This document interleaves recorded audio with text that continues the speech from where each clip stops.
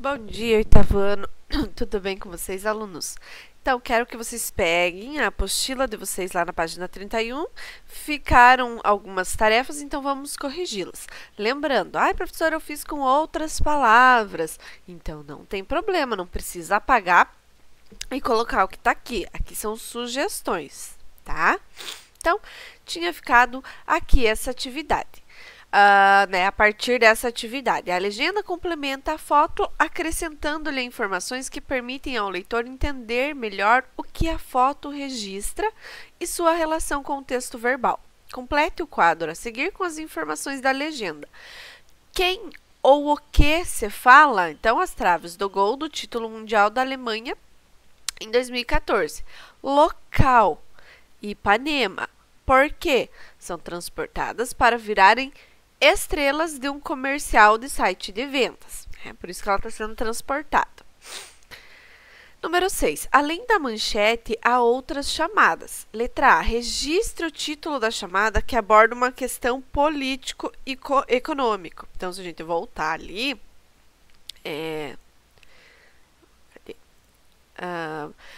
político-econômico, nós temos essa chamada aqui, setor produtivo protesta e tabela de preço de fretes muda, tá?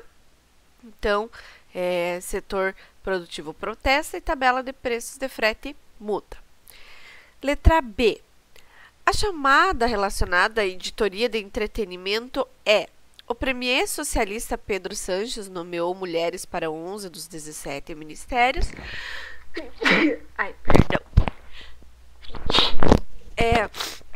Ou o filme de terror estreia após sucesso em festivais. Claro que, falando de entretenimento, é esse do filme de terror estreia após sucesso em festivais. Letra C. As outras chamadas abordam os assuntos viagem, política e educação, futebol, política e viagens. É esse aqui, né? Futebol, política e viagens. Tá? Não fala ali de educação. Não tem nenhuma notícia, nenhuma reportagem que vai falar sobre educação ali na primeira capa, né? Do jornal. Leia essa chamada. Na Espanha, 11 mulheres em novo gabinete de 17. Assinale, letra A, assinale a afirmação incorreta. Então, o título é conciso e constituído por frase nominal. Então, na Espanha, 11 mulheres em novo gabinete de 17. Tá certo essa, tá? Não temos verbo aqui. Então, é um título constituído por frase nominal. Eu não li aqui, né? Mas, o premier socialista Pedro Sanches nomeou mulheres para 11 dos 17 ministérios. É o gabinete com maior participação feminina do mundo. E essa página 23 é que fica lá na página 23 do jornal, tá?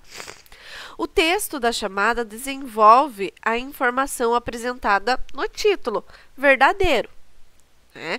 Aqui nós temos o título, que fala um pouquinho do que vai se tratar, né, o texto, e aqui esse textinho ele desenvolve a informação.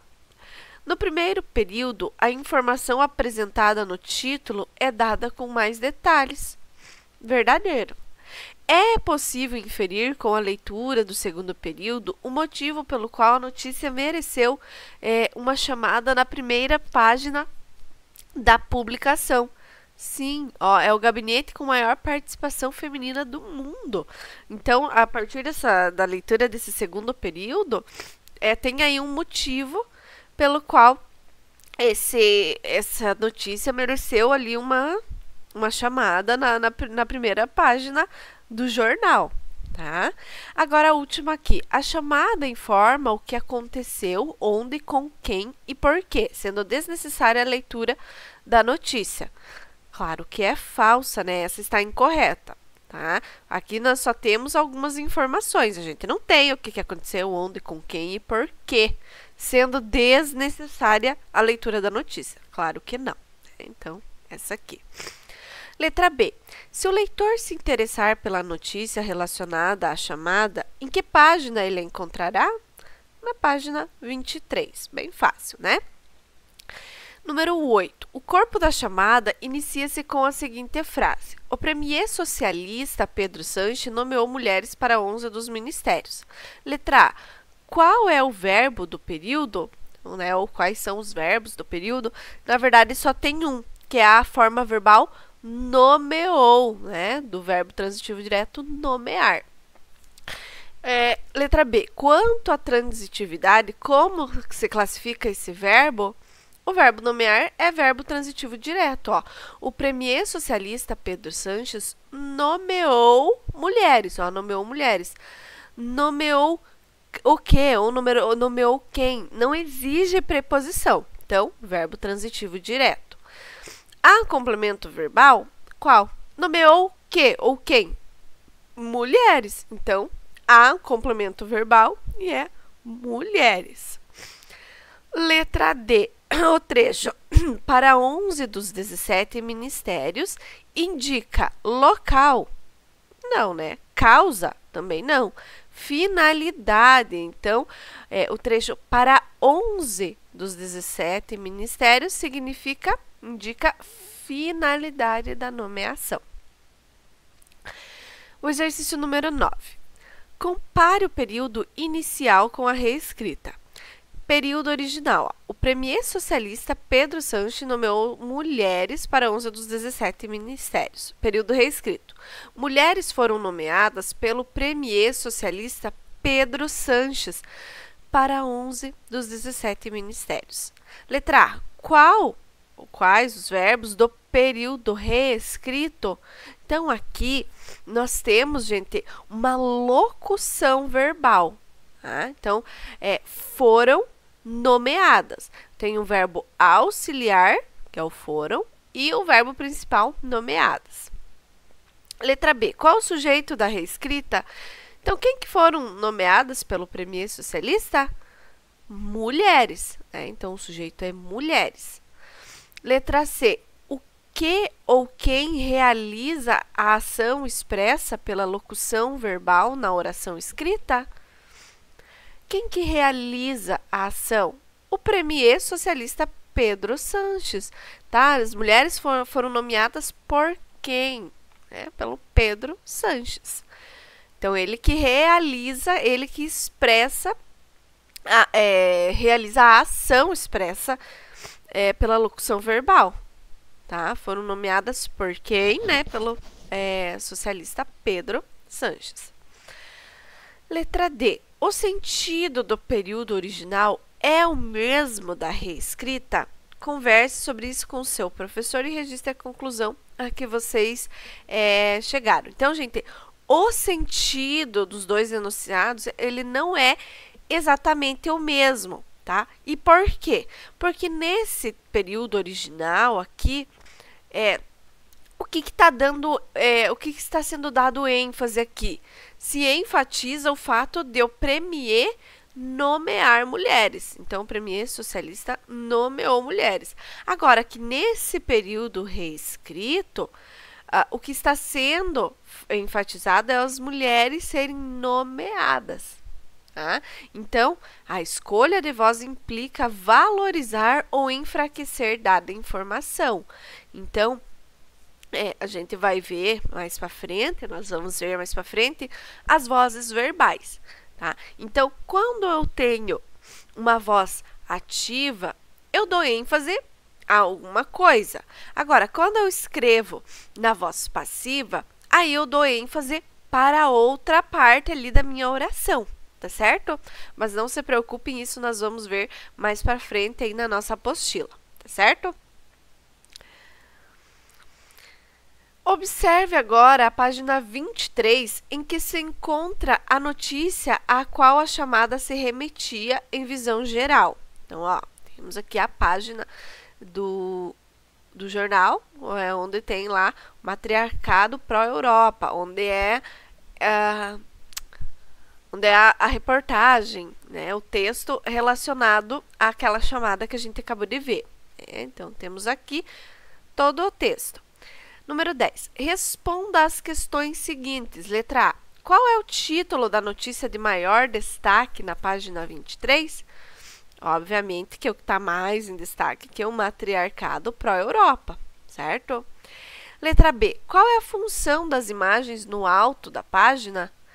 Então, gente, aqui a função das imagens é apresentar aos leitores as mulheres que farão parte dos ministérios da Espanha. Ó, são várias imagens aqui das mulheres, então, para mostrar, né, para apresentar aos leitores quem são essas mulheres, tá? Bom, agora eu quero que vocês façam a leitura dessa notícia. Ó. Leia a notícia a qual a chamada lida faz referência e responda as questões propostas. Então, né, o matriarcado pró-Europa. Façam a leitura. E depois nós temos a atividade 11 até a 15, tá? Então, façam aí a atividade de 11 até a 15 e na próxima aula a gente corrige. Então, alunos, hoje nós vamos começar um conteúdo novo, lá da página 18 da apostila de vocês, lá do livro de atividades, tá? Então, nós vamos dar continuidade aí ao conteúdo na apostila. O conteúdo lá da página 18 são as vozes verbais. O que nós vamos ver sobre as vozes verbais hoje, então? Nós vamos ver a voz ativa e a voz passiva. Mas o que é isso? Vamos ver aqui, ó.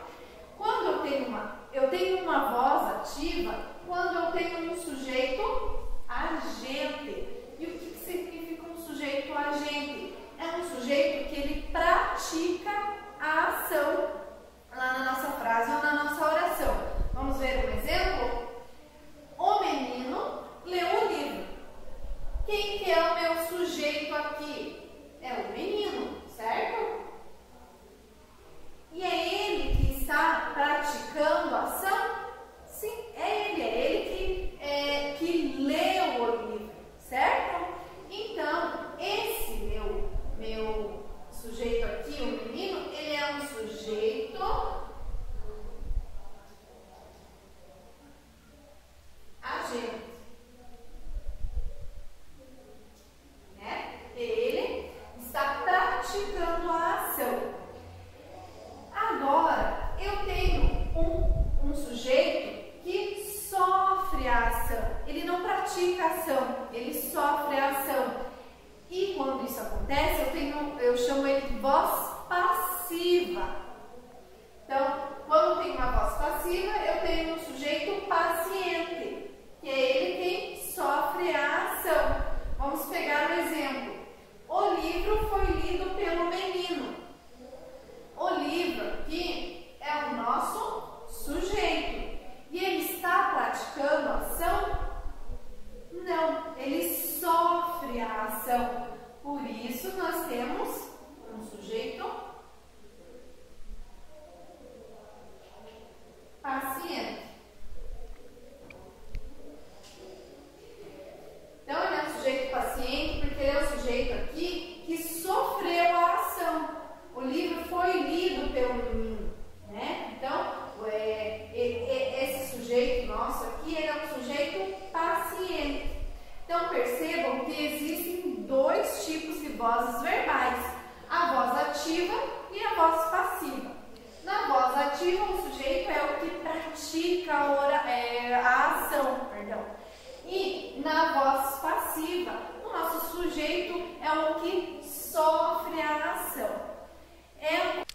Então, só para reiterar, né, a voz ativa e a voz passiva. Então, não esqueçam, na voz ativa o sujeito pratica a ação. Carlos quebrou, faltou R aqui, perdão, quebrou o copo. Quem que quebrou o copo? Quem que praticou essa ação? O sujeito, que é o Carlos, certo? Vejam que eu tenho só um verbo que indica essa ação. Agora, na voz passiva, eu transformei aqui, ó, vamos de novo analisar. Então, Carlos quebrou o copo. Carlos é o sujeito, quebrou é o verbo e quebrou o quê? É um objeto, certo? Então, aqui é um verbo transitivo direto, né? Quem quebra, quebra alguma coisa. O copo, né? Então, tenho o objeto. Vejam que na voz passiva, o que era o meu objeto aqui passou a ser o sujeito. Então, ó, o copo foi quebrado por Carlos. Então, aqui, foi quebrado, então na voz passiva eu vou ter sempre uma locução verbal. Vejam que aqui eu só tenho um verbo. E na voz passiva eu tenho a locução verbal. O verbo auxiliar foi e o verbo principal é quebrado. Tá? Então, tenho dois verbos indicando uma locução verbal. Então, sujeito, o copo, locução verbal foi quebrado. Por Carlos é o agente da passiva, tá? Então, aqui na voz ativa, Carlos era o meu sujeito, ele passou aqui a ser agente da passiva. Então, voz ativa e voz passiva, gente, é bem simples. Aqui eu tenho um sujeito agente, um sujeito que pratica a ação, e aqui eu tenho um sujeito paciente, tá? Então, o copo foi quebrado por Carlos. Veja que não é o copo quem pratica a ação, não é ele que, né, está quebrando alguma coisa, não é o copo. E sim, o sujeito aqui na voz passiva, ele sofre a ação. O copo foi quebrado. Então, ele não pratica a ação diferente do Carlos, né? O Carlos quebrou o copo. Esse sujeito ele que praticou a ação ali de quebrar o copo. E já aqui na voz passiva, o copo foi quebrado por Carlos, o sujeito, né, que é um sujeito paciente, não sofre a ação, ele recebe, ele sofre essa ação de ser quebrado, tá? Então, para relembrar, na voz ativa, tem um sujeito agente que pratica a ação, Carlos quebrou o copo. Tenho apenas um verbo e tenho um objeto. Agora, na voz passiva, eu tenho um sujeito paciente, tenho uma locução verbal e agente da passiva, que é quem praticou essa ação. O copo foi quebrado, mas por quem, né? Pelo Carlos. Então, é por isso que eu chamo de agente da passiva, porque ele que age, ele que faz a ação. Entenderam, alunos? Então, quero que vocês anotem a diferença entre a voz ativa e a voz passiva, certo? Só para vocês irem conhecendo esse conteúdo novo aqui da gramática do nosso conteúdo aí que nós vamos ver, tá certo? Então, até a próxima aula, aluno bom, feriado para vocês, até semana que vem. Tchau!